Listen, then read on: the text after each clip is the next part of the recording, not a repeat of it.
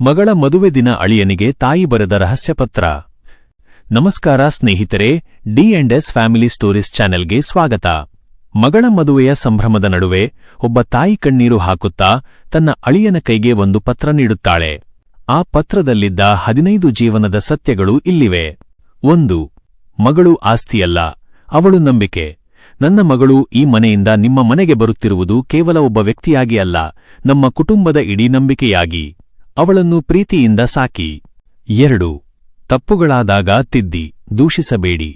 ಅವಳು ಹೊಸ ಮನೆಗೆ ಬಂದಾಗ ಸಣ್ಣಪುಟ್ಟ ತಪ್ಪುಗಳಾಗಬಹುದು. ಅವಳನ್ನು ಪರಾಯಿಯಂತೆ ನೋಡಬೇಡಿ, ತಂದೆಯ ಸ್ಥಾನದಲ್ಲಿ ನಿಂತು ಅವಳಿಗೆ ತಿದ್ದಿ ಹೇಳಿ.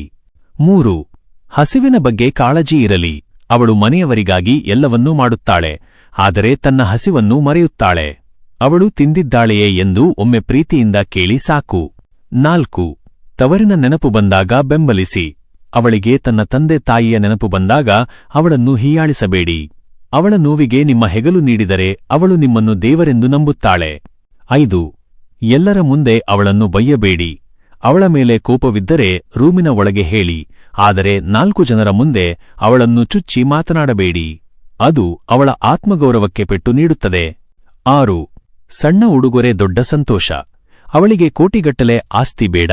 ಕೆಲಸದಿಂದ ಮನೆಗೆ ಹೋಗುವಾಗ ಅವಳಿಗೆ ಇಷ್ಟವಾದ ಒಂದು ಹೂವು ಅಥವಾ ಚಾಕೊಲೇಟ್ ತಂದರೆ ಅವಳು ಪ್ರಪಂಚವನ್ನೇ ಗೆದ್ದಷ್ಟು ಖುಷಿಪಡುತ್ತಾಳೆ. 7.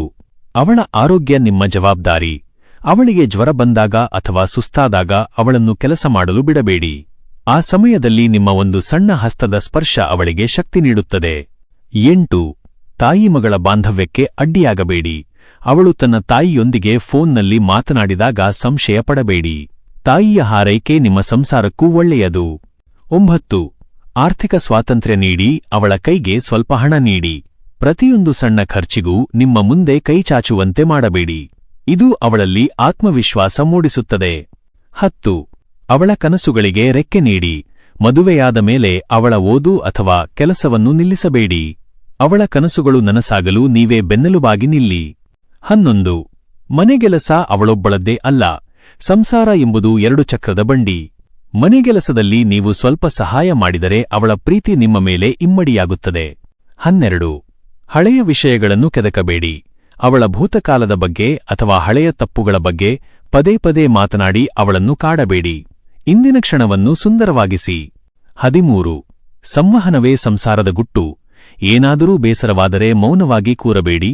ಅವಳೊಂದಿಗೆ ಮುಕ್ತವಾಗಿ ಮಾತನಾಡಿ ಸಮಸ್ಯೆ ಬಗೆಹರಿಸಿಕೊಳ್ಳಿ. 14. ಅವಳೇ ನಿಮ್ಮ ಮನೆಯ ಮಹಾಲಕ್ಷ್ಮಿ. ಅವಳು ನಗುನಗುತ್ತಾ ಇದ್ದರೆ ಮಾತ್ರ ನಿಮ್ಮ ಮನೆಯಲ್ಲಿ ಸಮೃದ್ಧಿ ನೆಲೆಸುತ್ತದೆ. ಅವಳ ಕಣ್ಣೀರು ನಿಮ್ಮ ಮನೆಯ ಯಶಸ್ಸಿಗೆ ತಡೆಯಾಗಬಹುದು. 15.